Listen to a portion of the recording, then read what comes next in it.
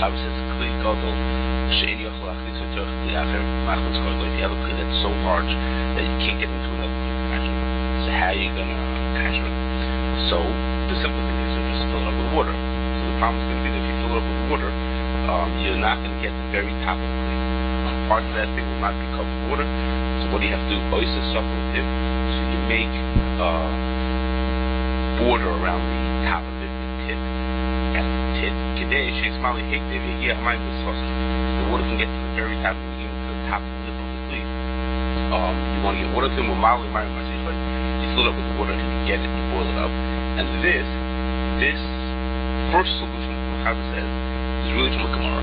The Gemara says that if you have a Kli that you want to do the same kind of kashrus, you have to do it, you put dough around the edges, and you get it to fill up. Now, of course, you can't use dough for Pesach. If you want kashrus Pesach, you use dough, that wouldn't be too smart. So the Rosh says you should use a different thing. The point is to just say the Gemara says this is a really smart idea. That's how the Gemara reports it. A really smart idea from whoever said it. So the Rosh says, okay, so the variation of it is to do the southern kind. Okay, so now that din, this thing that you have to catch given those spots, is said in cases where you can't trade once. You can't trade once, so you never know when it became trade where water spritz from the pot onto that part of the top of the wheel on the wheel. Kosher came if you catch it for Pesach where the whole year you used it, and there things probably hit every single spot up there. So during your Kashering, let's say every time you cook it, every 5 minutes you hit 1% of the spot on the top there. So during your Kashering, you can hit 1% of the spot. During the year, you hit 100% of the spot. You use it so many times. You for sure did. So that's just what you have to do. That's the first thing. The second thing is, yikach et roisechas. You should take a hot rod, lapit eish, a hot torch, v'yashlichenu v'soicha b'oida roisech, and you should throw it into the water while it's still hot. I mean, if the rod, the lapit is still hot, it'll cause the water to get even hotter, and it'll cause them to overflow. Okay, so by overflowing the Kli, you'll also manage to get the rim of the Kli kashrus. Okay, now this second case, which is using a hot rock or a hot lapit, the same idea, is the Rosh also mentions it. But the Rosh is common. Rabbi Yerucham says there are those who argue, and in fact it's a Ran who brings the sheet to those who argue, and the reason why they argue is because if you do this idea to get the water to overflow, you're only going to get that rim for a second. Instead, the Gemara's case of making the rim higher is really going to keep the hag'alah water there for a longer amount of time. As you boil up the water, it's going to be filled up to that very tippy top. If you do this thing to overflow it, then you're just going to get it over for a second. Okay? So now, this thing doesn't follow that. Don't follow it this time. The reason is either because the whole Blia went in through spritzing. The Blia went through temporary, just for 1 second it spritzed us. It had to be the rim of the pot. So I only have to kasher the ball cut close. I only have to kasher with a spritzing that takes me a minute to get over for a second to get over the top. Or the other reason would be that because who said that hag'alah? We've seen hag'alah does not take any given amount of time. So 1 second of hag'alah is also 1 second of hag'alah. The pot's not going to be hot. The pot's going to be boiling hot because you've been boiling up the water in there. So the metal's going to be boiling hot anyhow. And then afterwards, there's just a second afterwards. Okay, now, I don't exactly know what the lapit is. Maybe someone who knows what a lapit is. I mean, I would think that if you threw a torch in, the fire would go out and the wood wouldn't, the lapit is an ember. It's something where the whole thing is hot. The point is, if you take a torch, you take the Olympic torch and you dunk it in, so the top is hot, it's going to go out in a second, and the rest of it is not hot. What are you going to gain by doing that? However, you don't gain it. So we're missing something here. But the idea is, you use something that's hot, and you put it in, and it makes the water overflow. Okay, now this din, we saw this a few weeks ago, it came up, that this din is an example, is brought as an example, I think it was over Traeger, a few weeks ago, brought this din as an example, that when you kasher a Kli, the hag'alah water only has to be on the side that the Blia went in from. But the sides that never had contact with the Blia don't need to have hag'alah water on them. And the example's here, because here, what we're worried about is kashering the pot and the rim that might get hit by stuff, but the outside of the pot is going to be dry. Unless you overflow it, but the pot outside is going to stay nice and dry. It's never going to get touched with the hag'alah water. And even so, the hag'alah works because just like the Blia went in from the inside, so too you can do the hag'alah from the inside without having to get liquid onto the outside. Okay, then the real chiddush is the other way. Chiddush is the other way, that you can't just catch it on the wrong side. Okay, but this is an example for the simpler side of the din. As you do the hag'alah from the side where the water is, from the side where the flea went in, that's good enough. You don't have to get this in. He says a few halachas ago, he's talking about, he brings from, he's bringing, and he says that you look in the halacha above, you'll see that you don't have to get the outside red. That's what goes on. I think it's a big Israel from 2 halachas ago. He was asking about what is by the din of kids touch each other. He said, who kids that touch each other?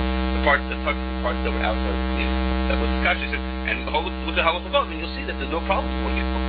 That this din about getting the water to all these spots, and again to us in fact is two very obvious ways. One is that lots of kettles have a level control, meaning that the water is not allowed to get to the pot, it's not allowed to get over a certain amount. So when you go to kasher, then the water is also not going to get to that high. And of course, this problem of spritzing, here the din is worried about spritzing onto the rim, on the very top of the clean. But here, if the pot is 2 feet tall, and the level control is at 18 inches, then there's a 6 inches that are getting dirty as anything during production. So you have to override that, or somehow manage to get the water to fill the whole kettle, and not just there's a variation of what you do. And another one is that when a pot has a cover to it, we talked about this for a second. When we went way back when we looked at covers, something now $2, that you have to get the cover has to be cashed. The cover has to be cashed. And especially for him, in areas, for whatever reason, there's some kind of legal reason, that the covers of the kettles in the balance tanks of areas are not flat. You have this big bump coming at the top of it for some reason, whatever it is, like rises up. So whatever reason, whatever it is, they have to be cashed. Now, the good news is, now the simple way to do that was, the simple way to deal with these covers is the covers usually come off. They could usually come off, and you could fold them in half or just put them in whole into the pot and catch them in the pot itself. Okay? But that's not always so realistic, and therefore a way that makes it work, that really works usually is that, as a rule, when you cook up a whole kettle full of boiling water, you're doing a hag'alah on it, there's so much condensation on the top of the pot and the cover of the pot that they can kasher through that, what we talked about this paragraph, how long ago, that the steam that condenses on there will be water that does hag'alah. But if you want to do that, if you want to say I'm going to count on the fact that there's going to be condensation all over the inside of the cover of the pot, I'm counting on that, then you have to, someone's got to figure out how long that takes. And someone's got to stand there during Kashrus and say, if it stays boiling for 30 seconds, is that getting enough condensation? Is it 5 minutes? What does it take? Because usually, for better or for worse, Kashrus have without a mashgiach. And half without if they have with a mashgiach, he's got to check himself. And if they're without a mashgiach, someone's got to figure out from beforehand how much time does this water have to stay boiling to make sure we're getting the right condensation. So that's just as a side, these are reasons why it's not good to have that mashgiach, as you can imagine. But I'm just talking about is that it happens often enough. So someone's got to plan it out before, and it says it's not just a matter of temperature. You have to have wasting for the right amount of time to get hag'alah on the top of it. Okay. So why do you have to this rim or hot rock or whatever? Why can't you just boil the top and then say the oil is got cold? But when I would fill it up basically to the top, it's gonna, just leave it for say 10 minutes and it's gonna bubble and it's gonna slosh around as it's boiling like it does during. So maybe it was a cleanup because let's say in 5 minutes of cooking, you're going to hit 1% of the rim of the pot. So you do kashrus for 10 minutes, you hit 2% of the rim of the pot. Now we make that better. During the time when you cook the tray thing, it might have been a different spot that you didn't hit today. It's on a rolling boil. It's covering everything. So if you really got it to cover every spot, then that's fine. That's like the idea of overflowing it. If you figured out how to do that. So we're trying to say the reason why it doesn't work is because every spot is not going to get hit during your kashrus. There's only a short amount of time. In that short amount of time, you can hit, I'm making sure it's small, say 10%, 20%, you can hit a certain amount of spots, and maybe you've got the wrong spot. Maybe the spot that had the spritz during when you were cooking didn't get hit. Okay, so you're right. Again, if you have a different way to do it, you can make, like, for example, the kettle I know, when they agitate. Good. So that's like the signal stop. Okay, that's a good idea. That's true. That's another way we have of doing it. Like agitating. Once it's after boiling, it's up to the tippy top. And then you agitate it and makes it overflow. Okay, but the point here is, the Gemara says, so what should you do in this case? And someone said, I have an idea. Put a rim around. And they were that's a really, the Gemara says, it's a really good idea. That's the word of the Gemara. It's a good idea that this person said. So anybody else, it's a good idea. You can also get, Okay. fine. Can't write into the Gemara anymore, but it's a good idea. Okay, halacha zayin. Mechaber says, "Noigin lishlech hakli b'mayim karim achal hag'alah miyad." There's a minhag to rinse off the kli with cold water immediately after you do hag'alah. Okay, now this thing, the way we see it in the Mechaber, is the very last thing, and we can only imagine why it's last is because it's the last thing you do. And when you finish, you rinse off with cold water, or it's last because it's only a minute. Everything is now until it's in. This is just a. I don't remember that. I'm sorry. We'll figure that out. I don't know. Now, this is with Mechaber, but the Torah puts it in a place that makes that from you better understand it in by the way the Torah put it. Where he put it, it fits more. The Mechaber is putting it here because it's just the last thing you do, I guess, or whatever. But the Torah says like this: the beginning of the simon, he says, we have this kasha that the kliya that goes into the hag'alah water is going to turn around and be reabsorbed into the kliya. One of the answers that the Rishonim give, how come you're allowed to kasha? If you kasha, the kliya is going to go into the hag'alah water right back into the kliya. One of the answers is, while the water is boiling, it draws kliyas out and it doesn't put them back in. That's one of the answers of the Rishonim, that while the water is at a boil, kliyas don't go back in, they only come out. So therefore, Rashi said that as soon as you finish the hag'alah, you should right away rinse it with cold water. Because if you don't rinse it with cold water, then what's going to happen is, now the water's not going to be boiling. I stuck my fork into the pot, the water's all boiling.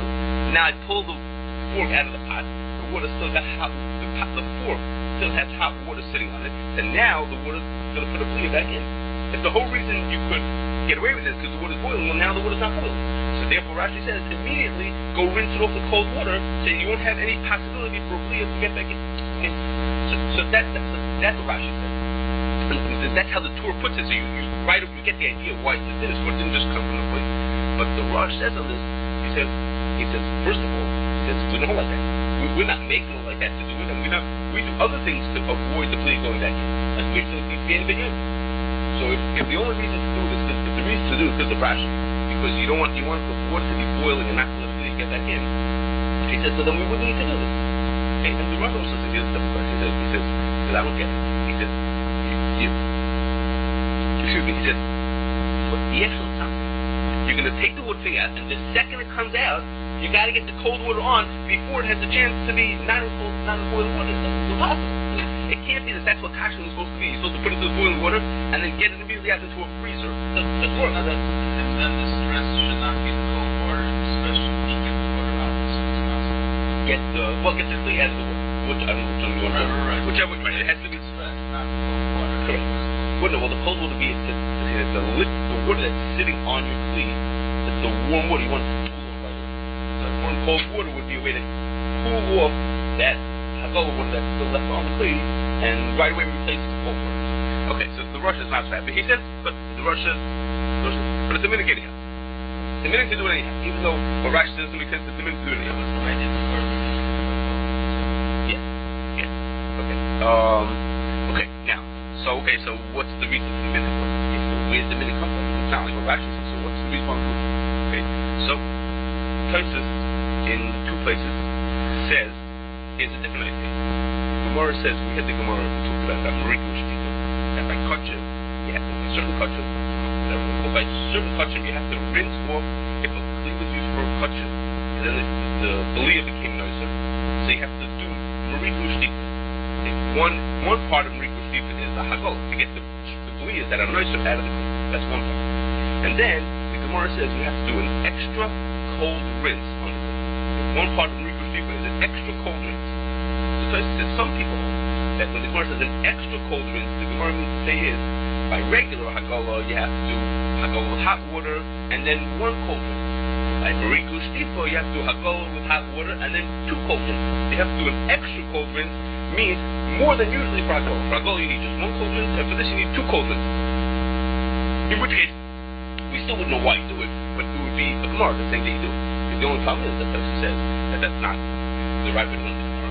Not Shulchan Gemara is that by kachim you have to do a hot rinse followed by a cold rinse, which is more than you have to do for regular trade kalim. We have to just do a hot rinse and no cold rinse. Okay, so the way Kashrus at the end says Shulchan Gemara is the Gemara is saying the opposite. The Gemara is saying you do not have to do a cold rinse in according to the way Kashrus says, the Gemara, it's not just the Gemara not saying anything, the Gemara is making a point that you do not have to do kol rizah, and Kashrus says, but even so the man needs to do it anyhow. It doesn't say, even so the man needs to do it anyhow. Okay, then, next, the hag'alah Ismaili brings a sefer, which I forgot to bring with me. The sefer says,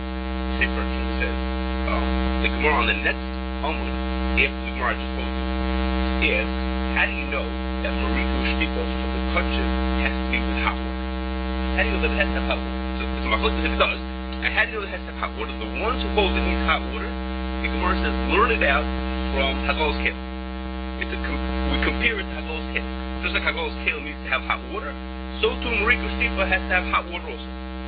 So the Sefer Truma says, that the comparison of hag'alah to Mariko Shtipa is bi-directional. Just like we learn that the hag'alah has to have, that Mariko Shtipa has to have hot water, we learn that from hag'alah, so too hag'alah learns from Mariko Shtipa that it has to have cold drink afterwards. Okay, so they learn, the Gemara doesn't say that. The Gemara says is that you learn Mariko Shtipa from hag'alah, that Mariko Shtipa needs hot water. And so he's saying this, so when we learn that you need, just like Mariko Shtipa needs hot water, so too hag'alah needs hot water. Just as Mariko Shtipa needs cold water into it, so too hag'alah needs cold water on it also. Now, again, we don't have this is not giving a head. This would just be we take it just as a Xeris Apostle, which does not say in the Gemara. The Gemara doesn't say this. This is just like I don't know if he means it as a real din, it's a real package, or the word he says is nog to do this. So maybe he's just saying it's an asmach. I don't say because he does say he calls it a minute, but he seems to be saying something that sounds like it's a din, not a minute. And then there's a side point. There's a side point to straighten out, which is that the Gemara doesn't really say exactly what the Sefer says. The Gemara really says, the Gemara says what he says, I shouldn't say. The Gemara says that you learn not Mariko Shtipa from hag'alah, but then the Gemara doesn't like the answer. And the Gemara gives a completely different answer. Okay, the Gemara gives a different answer. That since it says Mariko Shtipa, it says Umoirak B'shuta. It doesn't say Umoirak B'moirak or B'shuta, whatever the word would be. Instead of repeating the same word twice, gives the impression that it's not the same thing. The first rinse and the second rinse are not the same. What's the difference? So it must be that the first one is hot and the second one is cold. And that's what the Gemara says. That by not using the same word twice, gives the impression that they're different from each other, one's hot, one's cold. So the Gemara's beginning of the Gemara said that he learned from hag'alah. The end of the Gemara doesn't say that. I guess he learned that now that the Gemara is just a continuation. Now that we have two different words, that is Makala to us that we should learn that from hag'alah. Okay, that's it. Okay. Lastly, the Bach says, if you want to know why you have to rinse off the clean, go look. The Bach is not here. The Bach is in Yerideh. On the tour in Yerideh, where he brings this. And the Bach says, if you want to know why you have to rinse with cold water, he says, go look at the beginning of the simon. Look at the beginning of the simon, you'll see what I said. Okay, now, not clear to me what he means by the beginning of the simon. Not sure what he means there. And I'm going to tell you something which I don't know if that's what it means. But if it is, maybe I don't know. There's a din of Salah sign, which is usually you're not allowed to use the hag'alah water. If you Kashrus, you're not allowed to use that water for something else. But there's a special that has to do with Pesach, Chametz, and Asheru, and Chametz, Blias, and things like that. A special issur to use the water that was there from hag'alah in your food. Okay, the water from hag'alah can't get into your food that you're going to use for your Pesach. So, if maybe he means is that he has to rinse off the kli, not because of a hag'alah thing, not because if you don't rinse off the kli, the hag'alah won't be complete as everyone else thinks it will be. But that if you don't rinse off the kli, you'll have water left on, and then when you cook in that pot on Pesach, you'll have hag'alah water in your food, and that's a problem in tough time of time, have that hag'alah water in your food. So it's not a din from the hag'alah side, it's a din from the water side. Everybody else is saying that you have to put the hag'alah, and he would be saying that the reason why you have to do this is because you can't have that water around. It's just sort of like it's like a beer or hummus kind of thing. It has nothing to do with hag'alah's kale. You just can't have that water floating around. Okay? Now that I told you all these different things, we haven't yet found one that's really terribly satisfying. Everyone who says there is not a great answer, therefore just a minute to do it. I can't tell you, I really know why. But there's two serious nafkaminas between what the pshat and the din is. If this thing is an ikar hadin, let's say according to Rashi, an ikar hadin, you have to rinse with cold water, then what ends up with that to do? And then you messed up your kashrus. You let's say we learned that from a limud from Mariko Shtifa. You didn't do it, you didn't touch your properly. Okay, so then what would happen to the evidence? You have to do it again. Okay, in fact, that's not the case. The din is said to the evidence, if you didn't do it, it's fine. Which gives the impression that it's like we understand, which is like the Machav says, nohagu, that it's a minute to do. It's a minute, so if you didn't do it, so you were over on the minute, but you didn't make your kilo trade. Your hag'alah is fine, it's just a minute to do it, so you ruined, you didn't do the minute, but you're okay. And the other thing is, which is, whatever, the guy. You have to go to a company for a guy, and he has the kashrus. So he has the kashrus to get his players out to make the food kosher. Well, I took care of it. All the players are out, the food that's going to be produced here is kosher. Now there's a minute to rinse something off with cold water. Okay, so from that side of it, Why don't you have to be on the minute is the best place to do it. okay, so hag'alah, from the guy's perspective, he has no responsibility to make his kilo kosher. He doesn't make the food kosher. He has to be able to say that the food not produced is kosher. So he doesn't have to care about doing it in ways that are better or worse. Yeah, whatever. Like it is it. He has to make a bracha. No, he just has to get the thing. There's no bracha. But it would be. He doesn't make a bracha. He just gets food kosher that you can use it. You want to cast it for your house, you do your thing. Okay, so then if I was really like from the old days, we have a real hag'alah. This is one of the first things we talked about at the very beginning of Talmud, which can connect the beginning to the end. Was that whether we who give hashgacha on somebody have to make sure that he does all mithagim, or we just have to make sure he does that all correctly. Okay, because over here with me, we're giving hashgacha. So would we be responsible to make sure he does the mithagim? In fact, in most cases, it's not. This din is not so common. In fact, you can say it's they eventually do it. I mean, eventually, they wash them with cold water, but most people are happy enough to get the kashrus done properly, and not this is like one day, 1,000 years ago. Wait, you have a different answer? Well, I think maybe it's a similar line, but there's a cure for this thing that says basically that it says in the right side, and it's the rabbanan that it's got. So there's pretty much one more step of minhag for sure. It's just on the person. Especially on the person. So then you should. Okay, fine. So again, so if we want to say an old-fashioned hag'alah, we would say that connects us back to the beginning of the thing. Okay. So now in place of the scene, I want to talk about a thing which you'll hear how it gets into being a scene that we glossed over a few halachas ago. In the Bir halacha, the first halacha in Tafsir Beis brought a minute that you should kasher kalim 3 days before Pesach. I'm sorry, you should kasher kalim. You should not use it for 3 days before you do the hag'alah. That's how the Bir halacha. Such a minute from the hag'alah. You should, instead of waiting for it to be 24 hours, you should wait 3 days before you do your hag'alah. And he doesn't explain what that is. The Bir halacha brings this from Magen Avraham.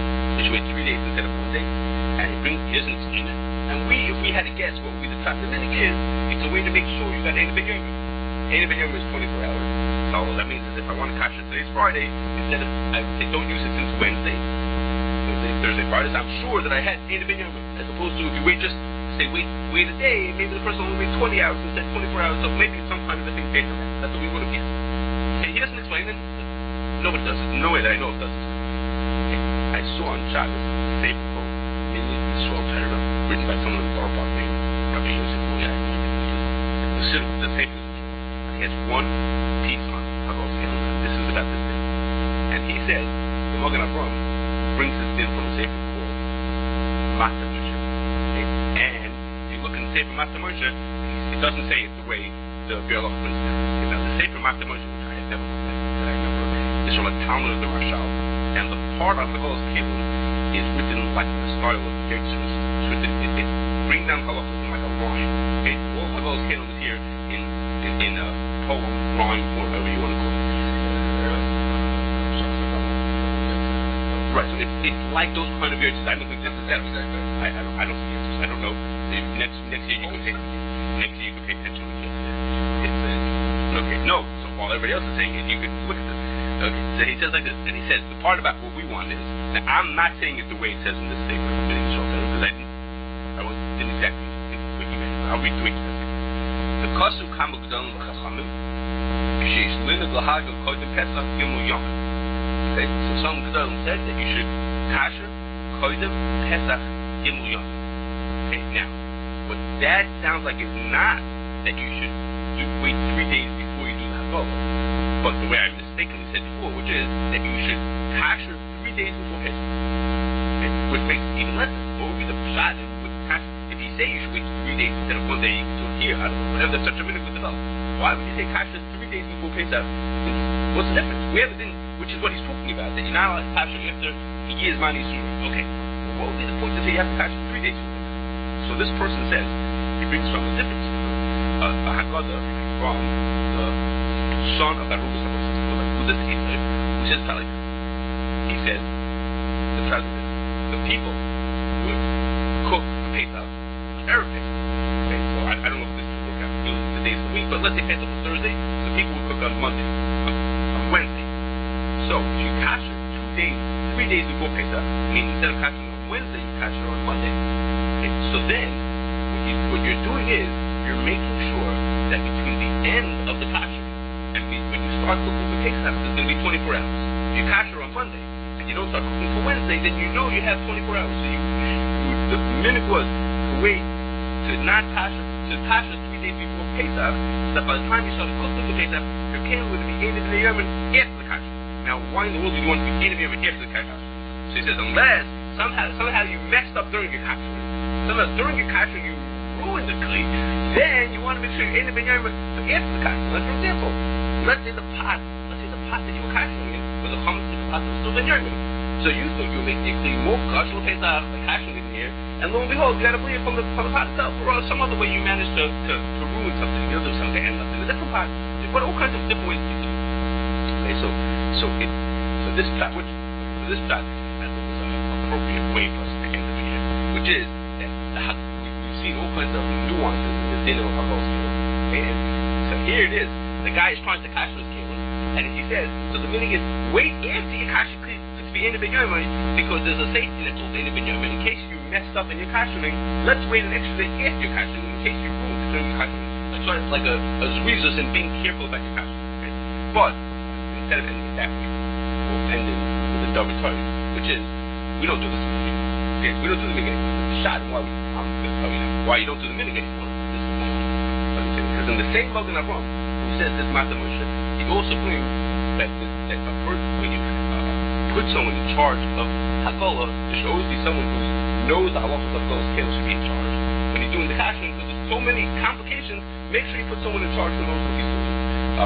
So that is to say, that since we've been learning the halachas of hag'alah scale, and now practically we won't make such a silly mistake, and need this safety in the afterwards, to need to have to wait 8 ben yom after we kasher to make sure we didn't mess up.